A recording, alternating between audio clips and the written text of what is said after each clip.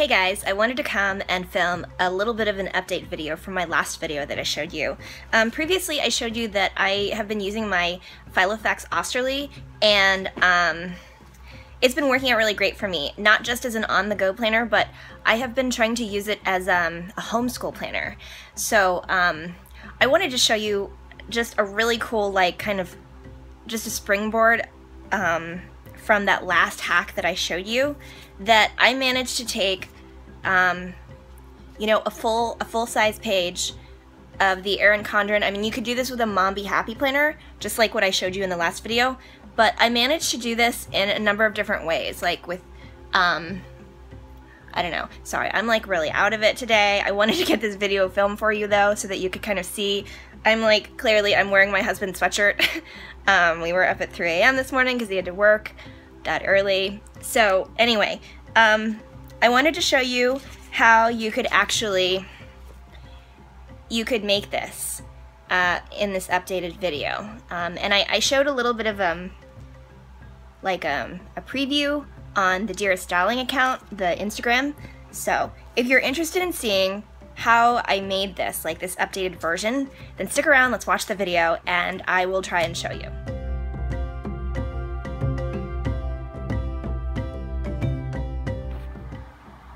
So here's my planner. This is my Filofax Osterly. I can talk about this a little bit more in a different video, but I just want to show you these kind of, I guess, extended version or updated version of the folded planner pages.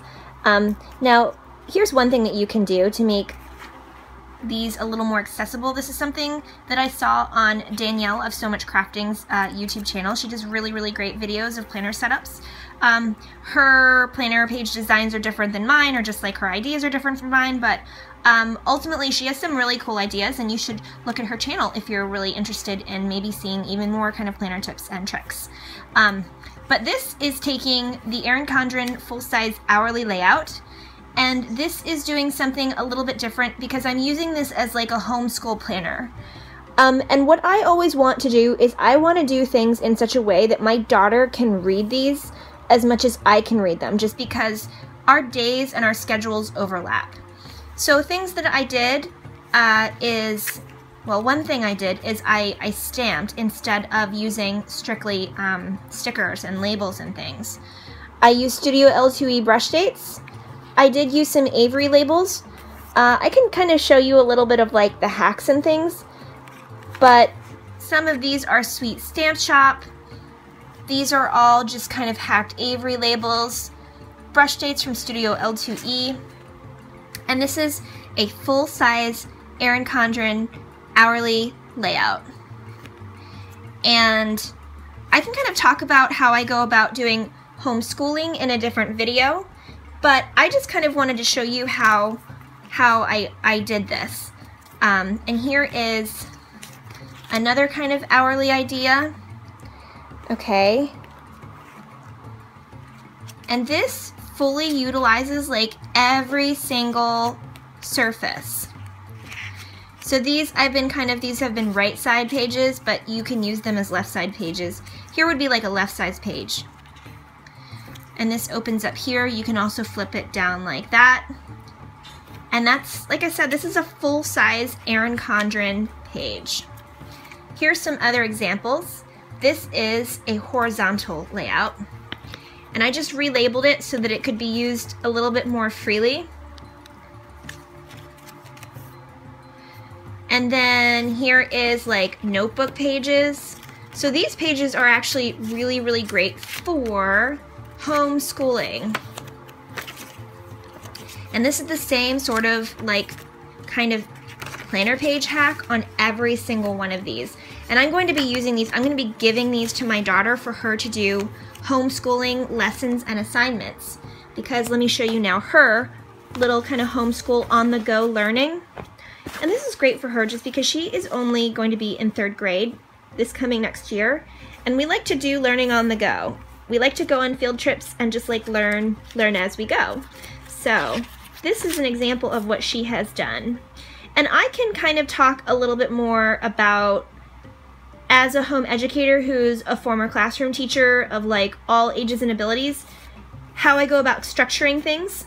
This morning what we did is we watched that Minions video, and then we did all of this. I put some kind of hints and corrections down her so that she can refer back to this as a resource. And of course, I do drawings for her. And, you know, we talk about words like the word obnoxious.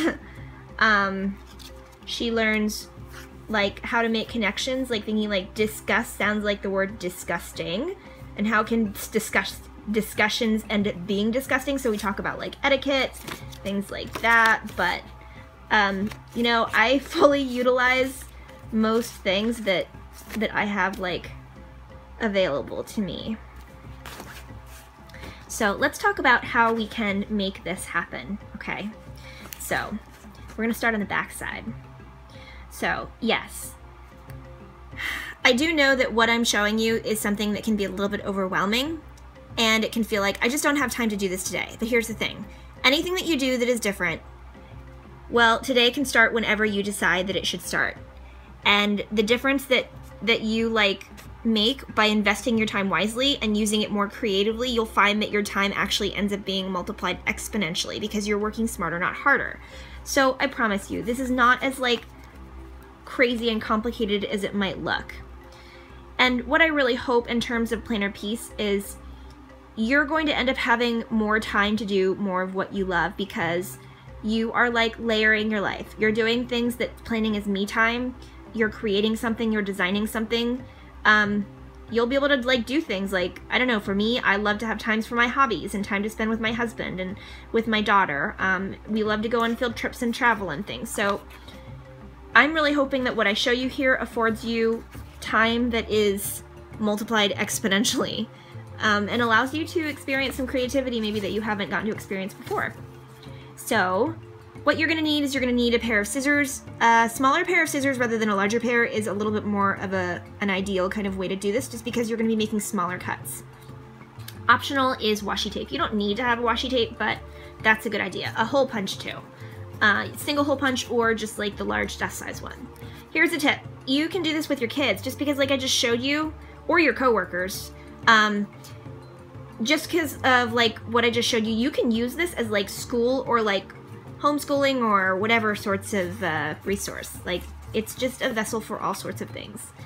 And something that you can remember is that if you do batch prepping of your pages, like what I do, like I'll sit and do a couple of them at a time, you'll end up getting faster at it. Then you'll have all of them together, and then you won't have to worry about it. And just to keep in mind, this is going to work for both Erin Condren Life Planners or Mom Be Happy Planners, either one. This is for a page size that is the, what is it, like 9.25 by, I don't remember. Sorry, but yeah, like your hard work is gonna pay off if you do things like batch prep your pages. And remember that you can use this in a flexible sort of way. So let's take a look at this. Okay, we're not gonna look at that just yet. Okay, so this is the full size hourly page.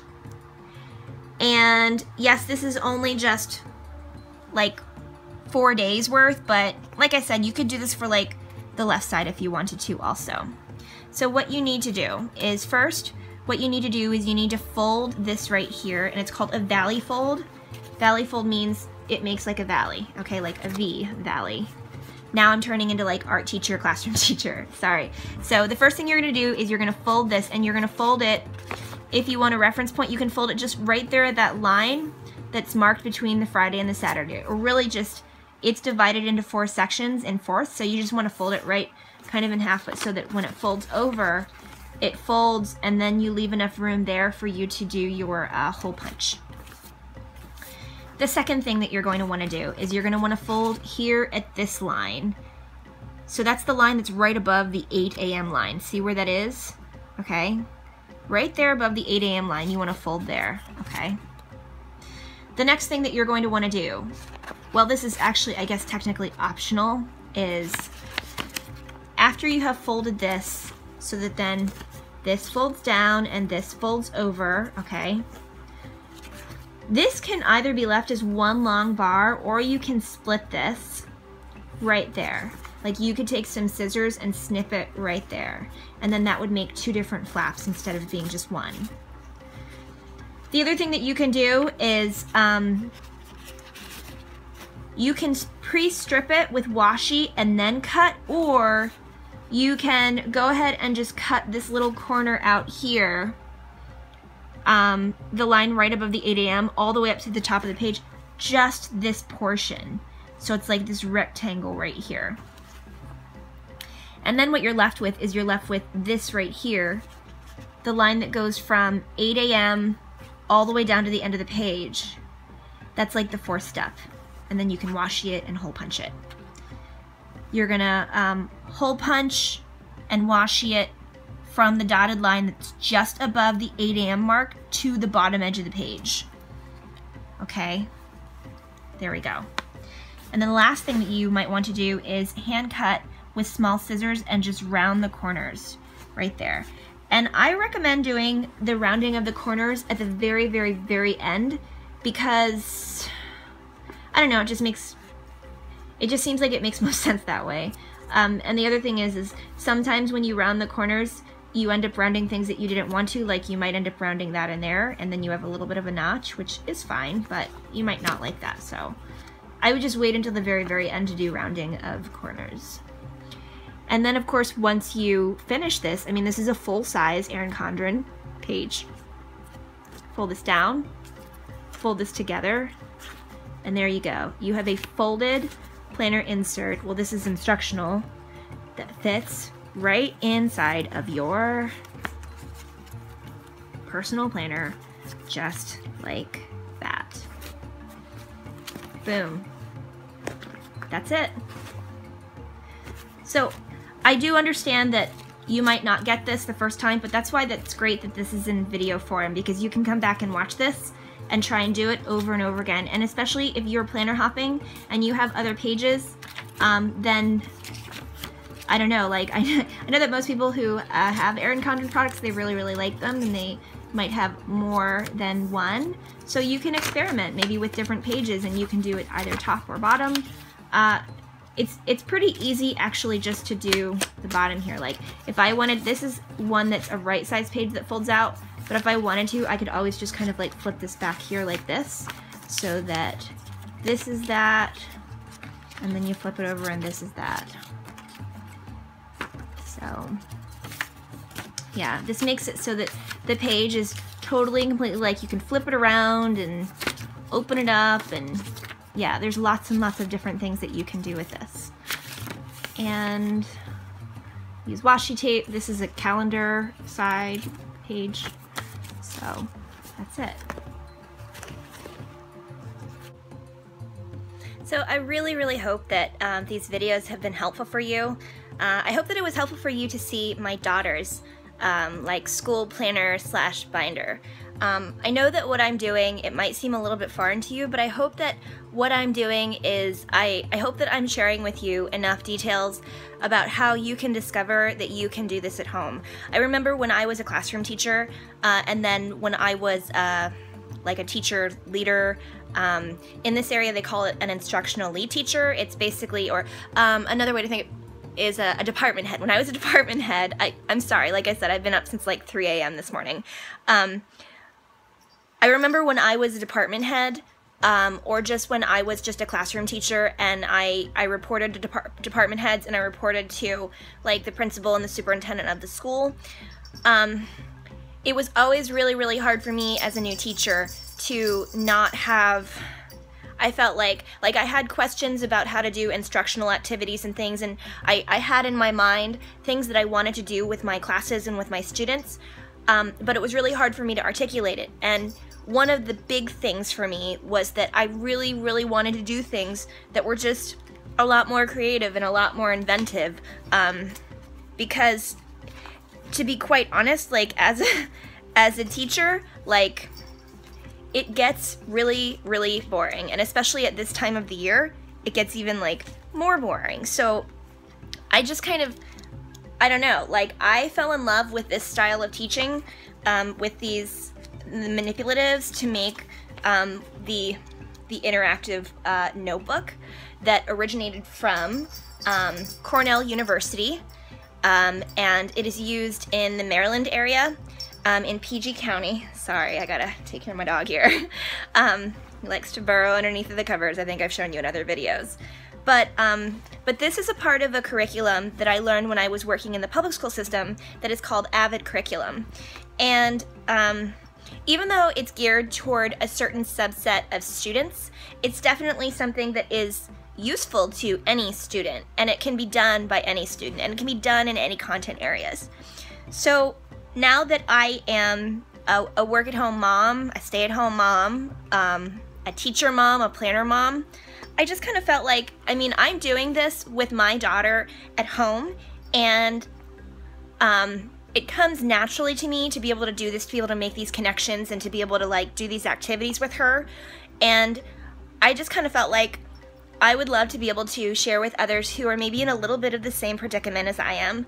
You know, you made the decision to leave your career behind for the matter of you staying at home to try and make ends meet, or to better support your kids, because maybe the situation that they were dealing with in school was just not the most ideal and conducive to their more active learning, or you just really have the heart to do homeschooling and unschooling.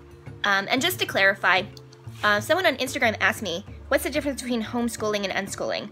I can do like a whole separate video, but just kind of like the short version of it is this. So unschooling is a version of homeschooling. It's home education. And it was a little bit of a social educational movement that originated in like the 1970s.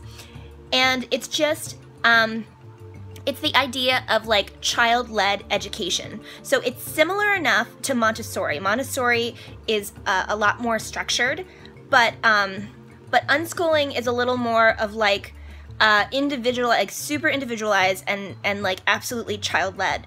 And the really, really challenging thing with doing unschooling is that you really have to think on your feet. You really have to learn how to like connect things right then and there. And in all honesty, yes, it is challenging, but it's a lot more engaging for me as a mom and as a teacher to do it that way. It allows for a great deal more flexibility. And I can show you in kind of like coming videos just how I go about making the connections and evaluating work, and then kind of helping my child to find her way in the whole learning kind of experience and process of doing home education. Just because, you know, I did pay all that, I'm still paying all that money for student loans for the Masters of Education that I earned, and I finished my classroom teaching career, I feel like, as high as I wanted to go, which was as a department head.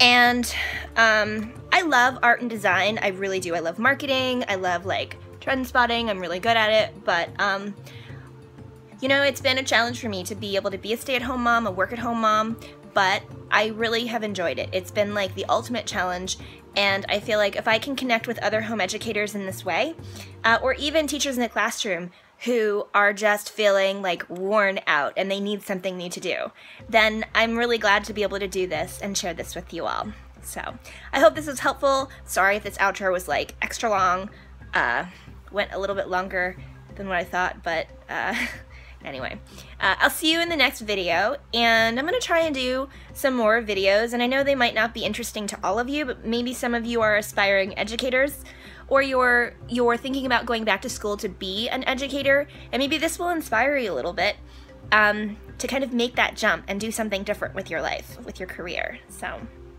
that's it. I'll see you in the next video. Thanks so much for watching. If you like this video, then please give it a thumbs up. I don't actually get anything for the thumbs up other than just me knowing that you like that type of video in order for me to keep making more. And definitely subscribe. Subscribe if you're interested in like home education, like teaching tricks and tips, and definitely planner hacks. That's it. I'll see you in the next video. Bye!